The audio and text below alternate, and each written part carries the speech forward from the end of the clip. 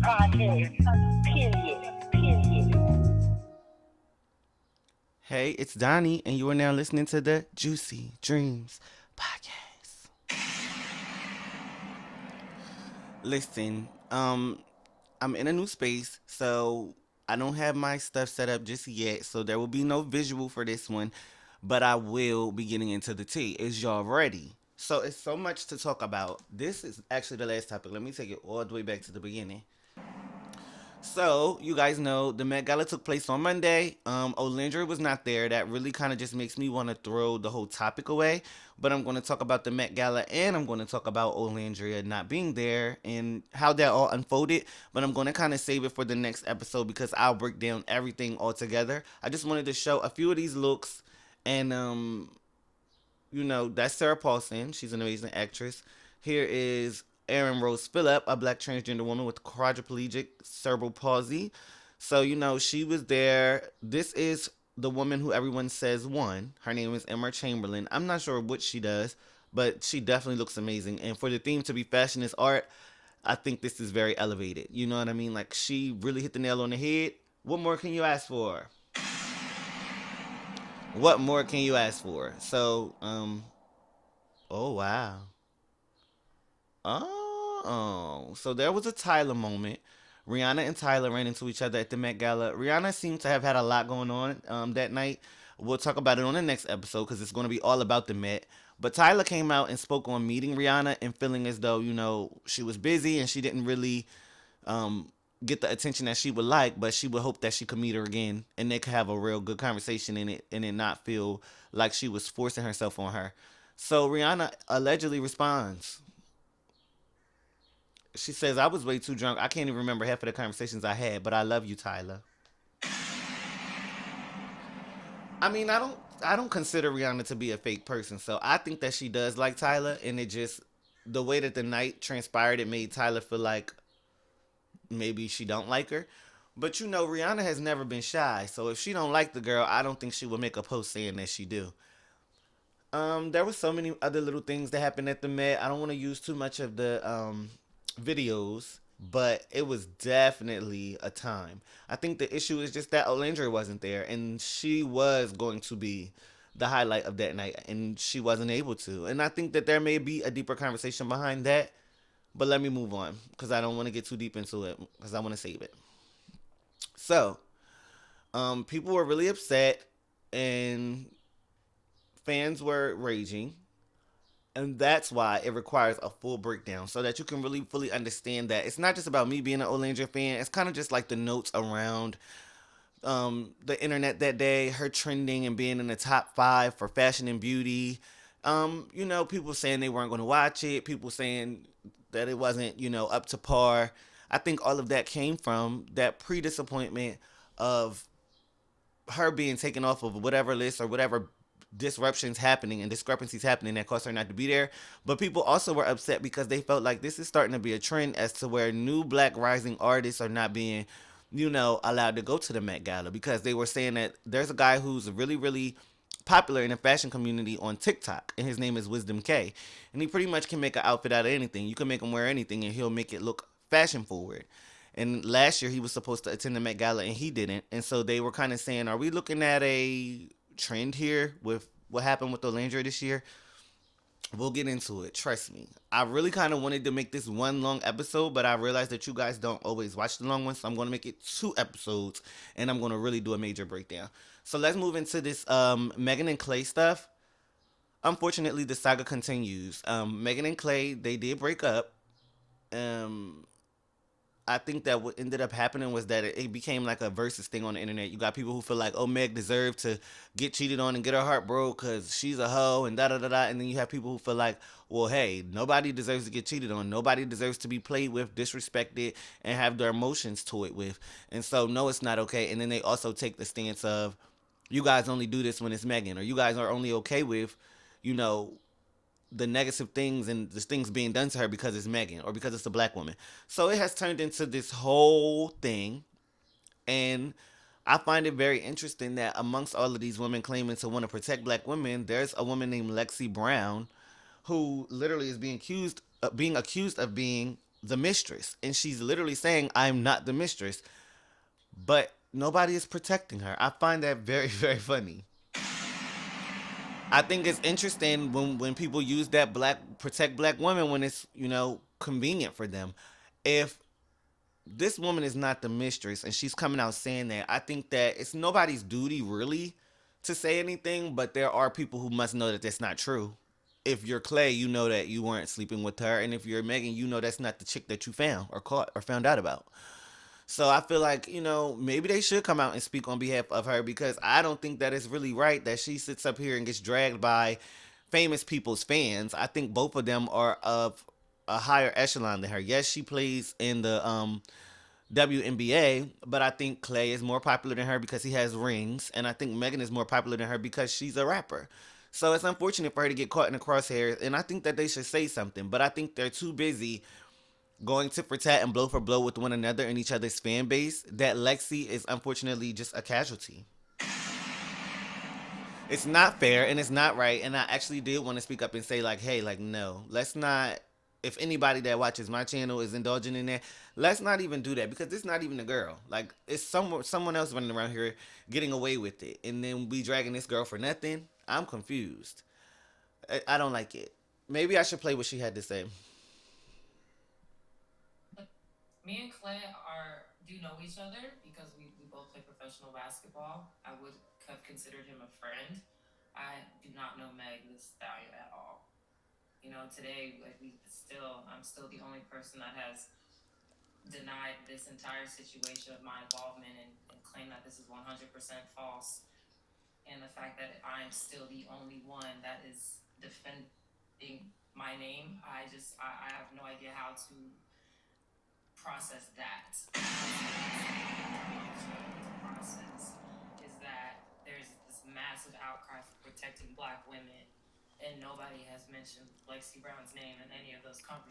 I know that's right.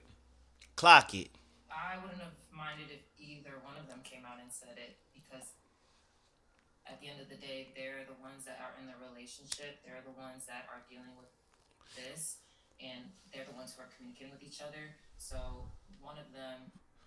Yeah. Y'all get the gist of what she was saying. And if y'all want to go, that was on Fox News. So just pull up Lexie Brown Fox News interview. Y'all know how they get with my page. I'm not playing with them. But listen, um, Lexie said she didn't do it. Klay came out and threw some shade. What did Klay say? Klay was in the comments. Did I put that up?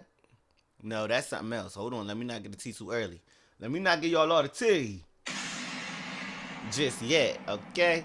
So what happened was he thought he was gonna bust back. Yeah, feel me? Well, he didn't think shit. He actually did bust back.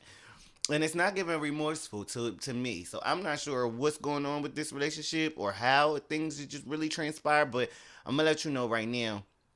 It's not giving that he feel bad for a fuck thing. Now I'm looking and I'm looking because I what happened was he ended up responding to somebody that did a video breakdown. You know what I mean? And all of these old videos are resurfacing, but these are from his past relationship. There was a response that he made telling people to go touch grass and things like that because they were trying to analyze, why he felt as though it was okay to be in, you know, unfaithful or, any type of thing, any type of mistreatment that, because that's not even the only thing that she alleged. But people were trying to figure out and analyze why he would be, behaving that way and why he would think it's okay to not commit to Megan and also not treat her, with the utmost respect. Well, his response was go touch grass because he felt like evidently people are digging in too deep into something that we probably don't have all of the facts on, and also why do we care so much, right? I kind of want to give Klay the benefit of the doubt when it comes to that, but I can't because you're still not speaking up for Lexie, and you know that's not your mistress, and then you're also still not saying, listen, I apologize that things didn't work out this way, but I'm not a cheater. Or I'm not. So you're not denying anything that she said that you did.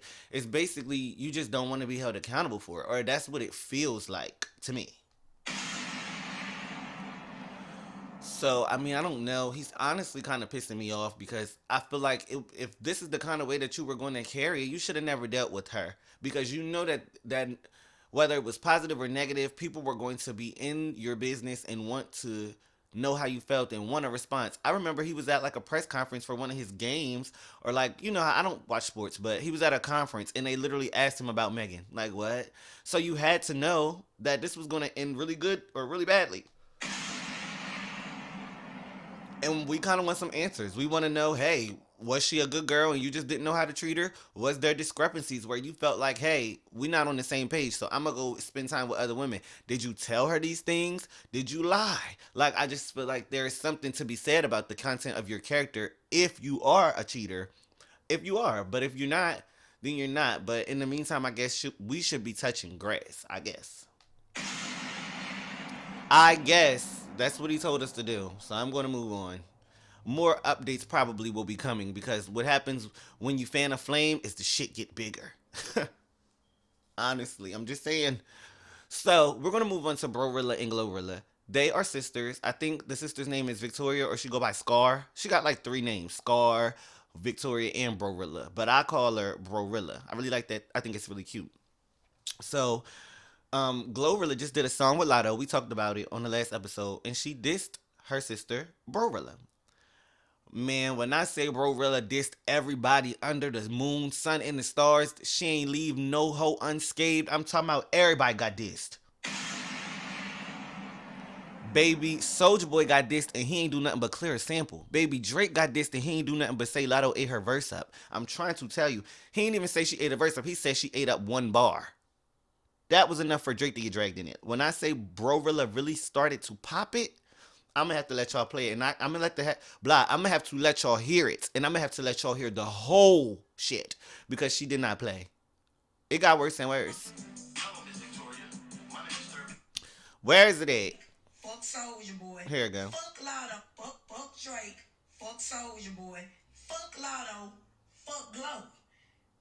Latto, you not even getting claimed in public by your baby daddy, bitch. Like, you pregnant by Mary Man, or you want to sit here and put Glow on the record. Both of y'all bitches running behind Cardi B crown. Y'all could never get or take. Oh no, day. Yeah. Drake, bitch, you suing a motherfucker over dissing the shit out you. Like, I thought it was good. I thought it was cool. Y'all write this song back to back. You was a bitch any motherfucking way. Cause you mad cause Keisha Ma got on your ass since you want to see her and applaud Latto. Soulja Boy, your outfit still big as fuck ever since you. And you lame as a motherfucker and can't rap. And I'm coming for all y'all and fuck all y'all. And anybody who like that motherfucking song and I stamped it, they whole lame as hell, them dust ass, 3 ass ball hoe, get like Cardi B. If you find anything like Cardi B, sign right here, bitch.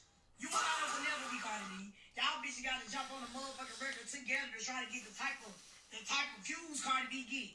Let's go. I'm done being nice. Fuck this shit. Child, I'm telling you, baby, that is so messy. I ain't got no time. I ain't got time. So look, GloRilla's sister dropped a diss record.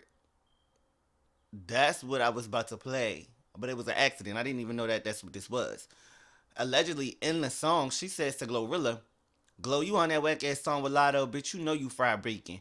Press and play on me, but pause on Megan." Now, what did I tell y'all? I wasn't the first person to say this. I found this out on the internet. But I told y'all that all of the girls were turning against Megan. And I told y'all this like a week or two ago.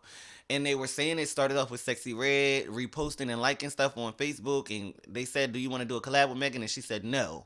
And then it was something that after her fans started popping it, Sexy Red made this post saying, "I'm the hottest bitch and I don't care," and da da da. Then it was the whole GloRilla thing where they fell out last year or 2 years ago after they went on tour behind some allegedly behind a boy in the Tory Lane stuff, allegedly. And then you got Latto, where it's like I don't know why Latto and Meg could have possibly fallen out, but I don't think Latto is fucking with her neither. So that's where it's getting to a point of everybody is low key beefing with Megan, but who gonna send the first shot? And come to find out, I think GloRilla is working on a diss record against Megan. But it's so funny to me that your sister ended up calling you out first before you had the courage to do it. I don't know, and I also feel like rap beef is very lackluster without the Nicki Minaj because I think that they don't really know how to be villainous enough. They don't know how to be dark enough. They don't know how to be comedic enough. And kind of like I'm laughing at you, bitch. You get what I'm trying to say? Like I think Nicki has this thing of I'm poking shots and I'm poking at you and saying things about you that I know are going to hurt your feelings, but I'm also laughing at you because you're fucking stupid for thinking that you could ever compete with me. I don't think these girls have that bone in their body that just makes them say, "Oh, silly little dummy. Oh, all my sons." I don't think they really feel like that in their heart, so it doesn't really come out when they start to beef with one another. I think Nicki Minaj really is like the villain, and she doesn't mind playing the villain, and the story doesn't go on without her. You need an antagonist. You need someone to go against the grain. Everybody wants to be cute and kumbaya, and they all wanted to be friends so that they didn't have to go against Nicki. But now nobody cares about it because it's not as entertaining. So we'll see what happens. Who's gonna be the first one to, I guess, get a response out of Megan? Because at this point, I would consider Latto, Sexy Red, and GloRilla to be her ops. We'll see. We will see. And at this point, I feel like Cardi B is like reigning, not because she's the best. I feel like Nicki is the best, but because Nicki is not doing anything right now, Cardi B is kind of like the reigning one, and that's why Brorilla is like, y'all can't reach her crown because nobody is doing the Cardi B numbers. So I mean, I don't know. The topic goes deep, and the topic goes long, and the topic goes far. I just think that Brorilla was able to put a match underneath of Glow's seat to feel like, hey, listen, you're not gonna keep on sitting up here dissing me, and you're not reaching the heights that you could really reach. You wanna diss me, you better diss that rat bitch. You wanna diss me, you better go claim your crown first and sit on your throne. Don't pop it when you ain't doing your shit to the biggest. And I feel like that's something that only a sister or family member could say to you, and it really stick. Because I think a lot of haters tell GloRilla she ain't shit every day. That's just what it is to be a celebrity. But to have your sister say, "Look, you aim in the wrong direction with your blicky. Go and get that bitch that been dissing you. Go and get that bitch that they is letting you know got an issue." Okay? So I'm not mad at Brorilla. I just think that Brorilla needs to solidify herself as maybe a comedian because she is actually funny as shit. Or, whatever that she can solidify herself as. But I really would hate for her to have to continue to be GloRilla's sister. I think you got the spotlight. We actually listen to what you had to say. We laugh at it. We respond to it. So with this level of influence, I think that it's time to go ahead and choose a career path with it because going back and forth with your sister ain't going to be entertaining for too long. You know what I mean? It's not going to keep our interest for another year. But if you link up with somebody funny, I don't know, Kevin Hart, I don't fucking know, who's really really funny right now, you know what I mean, a Mojo Brooks, a Drewski, like link up with somebody super funny and pivot because GloRilla is gonna go on into the rap battle. I think she's about to have a rap battle. What are you gonna do when GloRilla is fully consumed with her rap battle and she no longer has time to dish you? What's gonna happen then? And I would hope that you would have a solid plan. I do. But she cussed their ass out though. She cussed their ass out. Everybody involved. And that's one of them people that you just don't like to argue with. Like, I remember when she said she don't want to argue with Tia Kemp. Baby, Yunti go hard, but I feel like Brorilla give Yunti a run for her money because Brorilla underestimates herself. Brorilla really, she's really like that. Like, that's not a cuss out that you would like to receive. Unless you feel like you got enough ammunition. No shades. I'm gonna move on to the next topic. I'm kind of breezing through. I feel bad that I'm not able to have my camera on for y'all today because it's just like what so subpar. But I'm literally, my bed is on the floor. I don't have like an office or a space set up yet, just particularly for this. There's no lights up. It's nothing on the wall, so it's just kind of ghetto. And I think it would be less ghetto for me just to not be on camera. So I chose to go that route. Hopefully by the next episode I'll have everything all set up. But I just didn't want to stay away too long. Moving takes a lot of energy, and I finally just got done moving on Monday. I still don't have everything unpacked, but I'm trying to be consistent with you guys. So I'm back, and we getting into a little bit of tea. But I definitely want to get the visuals rolling for y'all very soon. I'm gonna move on to Jay-Z doing his New York Times interview. So Jay-Z, he spoke on artists who refuse to age with dignity in a recent interview for New York Times. Basically, what he was getting at, because I watched the whole thing, but I'm not able to play any visuals for you guys. He basically was saying that when you age, you're supposed to kind of keep your genre or era alive. So he feels as though, what he does with his rap is kind of stay in his lane. He don't feel like he forces himself to sound like the new age or keep up. Excuse me. Because then he says that it's not authentic and people don't really eat it up the same because they can tell that you're trying too hard, that you're forcing it, that this is not real genuine art. And I can say, even though Jay-Z is not somebody that I think that is at the top of my inspiration list or admirers right now because of all of the allegations against him, I truly do feel like he made a point with that because you have to kind of be original and stick to what the fans love you for. It don't matter if it's been 30 years. I mean, we have new artists doing new things, but when you want that feeling and you want that specific vibe, you're gonna want that artist to kind of remain true so that they can always give you that. And I think when you change too much, you lose the core fans. The core fans are the most important. You know what I mean? If you put out 2, 3 albums and they like the first album, they don't like the second one, they like the third one, you're kind of gaining fans as you go along. But it's those core fans who were there the whole time, who were there and appreciated what you had through the different eras or whatever. Those are the people that you need to always give them something to rely on. And I think that that's another thing with branding as well. Like Jay-Z has been able to brand himself as a mogul and icon, and that puts more respect on his rap career. And I think that when he does raps, he's able to still use that wordplay that we respect him for and that has dignified him. But also, he doesn't get on every single song. He's not on the Zeddy wheel, and he's not on the new wave trend, the hip shaking and the getting sturdy. Jay-Z's not doing that because he knows that he's too old for that. We're not going to accept that from him, and it's going to overall diminish his brand. So I think that Jay-Z definitely spilled some gems there. But it was another boring interview, to be fair, because I think that what Jay-Z is doing right now is preparing himself for a rollout. I'm doing so much stuttering today. I don't know what the fuck going on. Preparing himself for a rollout and trying to get us to talk about him and get his name back, like circulating. So I don't think that he's talking about stuff that we actually want him to talk about, but he's just showing up, and that's kind of enough to get him back into the limelight. So I don't know. He's been in the game for a long time. I wouldn't put it past him to think that he's got us, pegged at this point, and he knows how to manipulate us. You know what I mean? But he's back in the streets, and we'll see what this music gonna do. Cause my thing is this: who dropping first, Beyonce or Jay Z? Cause Beyonce not doing a rollout, and it feel like Jay Z is. So we'll see. I don't know. We gonna see. We gonna see.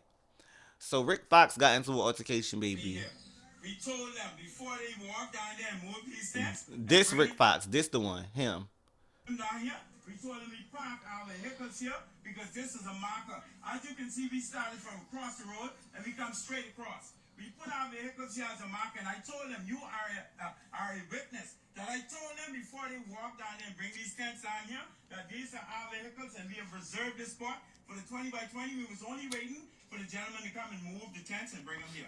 Okay? I don't give a fuck about no rules. Wait, listen, hold on. Hold on.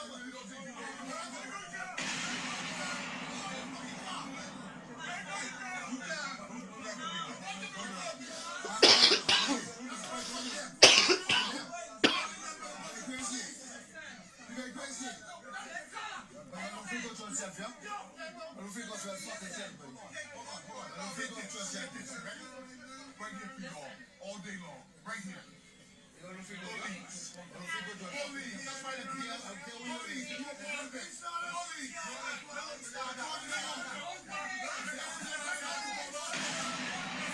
Y'all think Rick Fox was gonna win? I feel like he was gonna tear that man up. He was child. They started grabbing on him.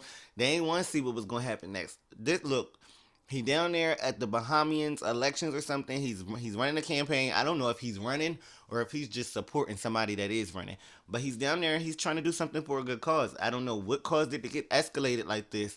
But when that man told him he didn't give a fuck, that must have was fighting words because Rick started flying. Now, I personally feel like he's too old to be fighting. old people don't need to be fighting. Y'all could harm each other way faster and way more. So it just don't need to be going on. But I truly do feel like when they get heated and it's that political stuff and people is feeling like they being played with time and energy and effort and everybody's trying to do something, I think that tensions can get really high. So I'm glad that people stopped them from actually getting into a physical altercation. But I said, I'll be damned. Look at Rick Fox still handsome out here ready to fight about them people in the Bahamas. I didn't even know that he was down there in the Bahamas. See how people when they get old after they've been rich and famous, they just go try to live this calm little life. Like what is he doing down there? Stop fucking with Rick Fox before he beat y'all ass. I ain't playing. So look, we gonna move into baddies a little bit. Baddies and bad boys. So Natalie then got attacked right by a random fan, and Cole Killer and Landon stepped in to get her away from Natalie and everything. But I just think it's really crazy that we've entered this culture now where people think that if you attack a baddie or you catch somebody lacking, that's enough to get you on the show. Why are people so desperate to get on the show? Let me say this: people are desperate to get on a show where you're going to get beat up, like a literal fight. You're fighting to go to a death match. It reminds me of auditions, but auditions unleashed because now they just if they catch you on the street, they gonna attack your ass. That's how bad they want to be baddies, and I'm just like, okay, bro, whatever. But let me show y'all Natalie gets attacked. Come on now.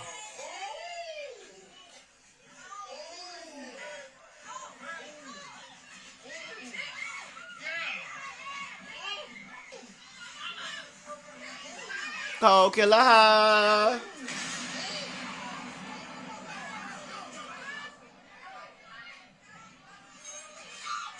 Oh my god.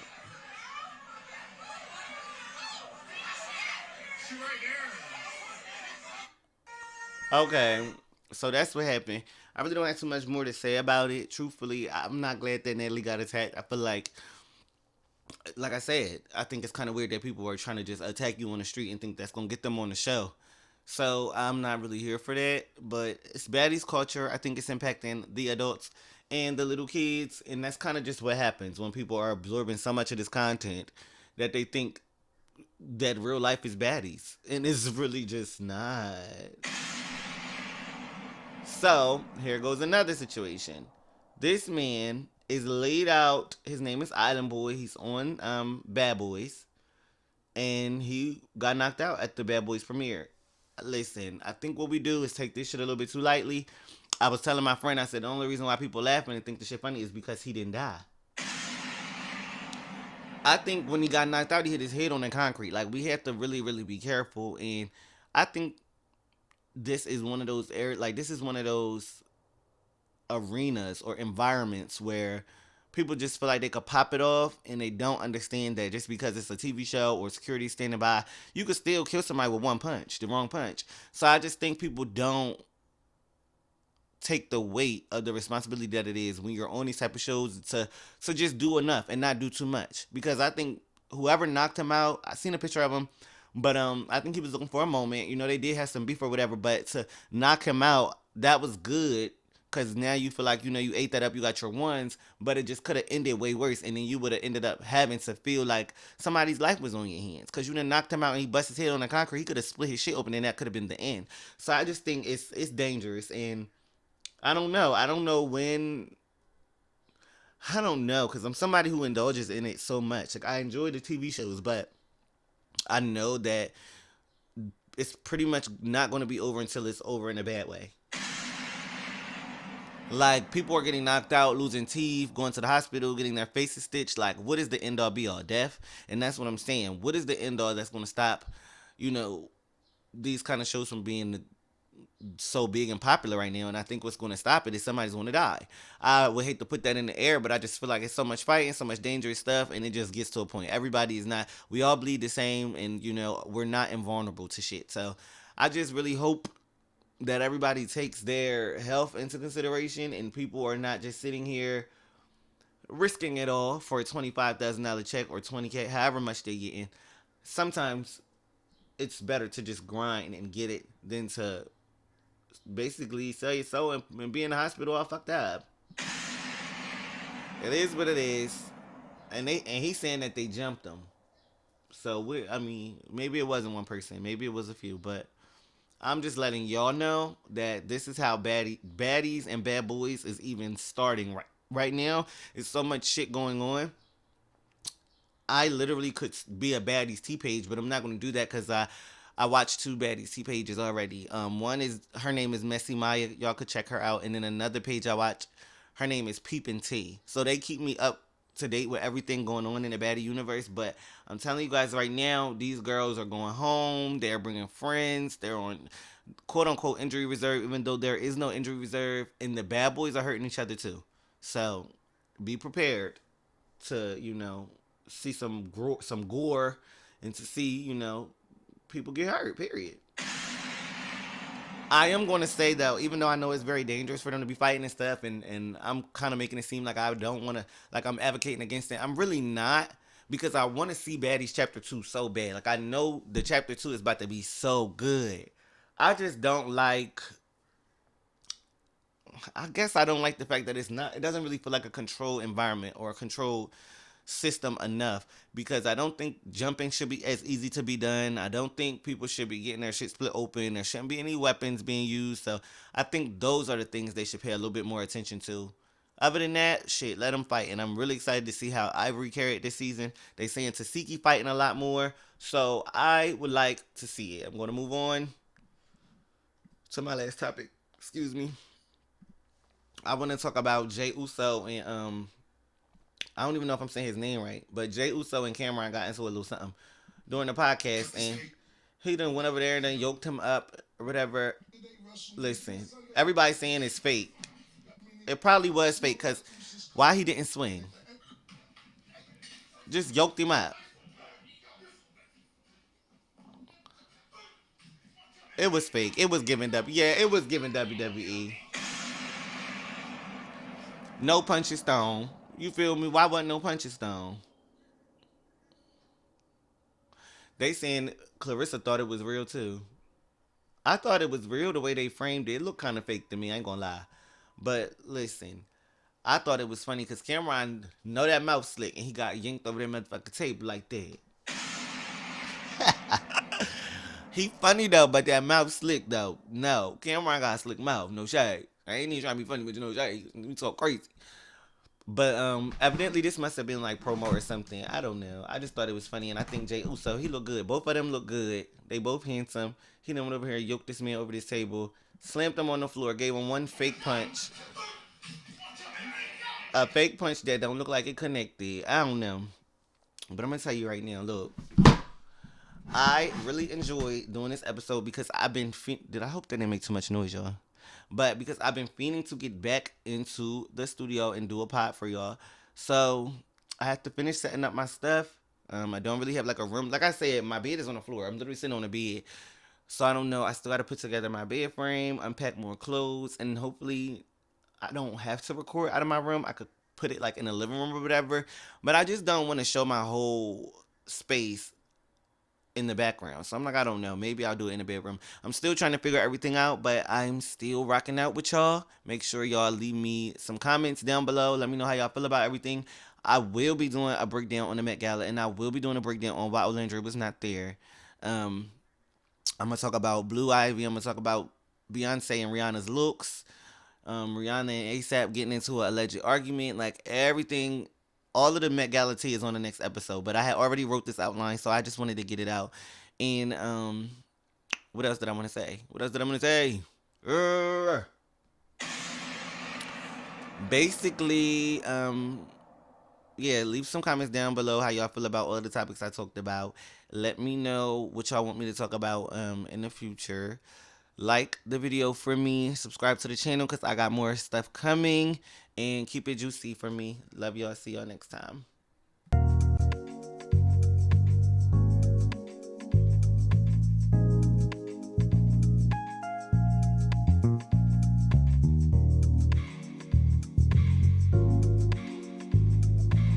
I love Juicy Dreams podcast.